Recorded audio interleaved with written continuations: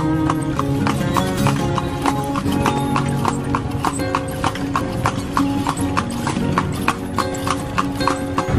guys, bali kapilaan po siya. Saka upila po. After 2 days na yung Filipino Police. Oo. Pupunta rin po natin yon. Sige po. Sige kasi ikaw siya kung gusto mo. Sige po. Saglit lang naman po ako. So guys, andito na tayo sa tinuturing na bahay ni Padre Burgos, one of the national hero of the Philippines. So sasaglit na lang natin to guys. Diyan ka lang muna Monica. Nakakababala ako sa'yo. Okay po. Sige po.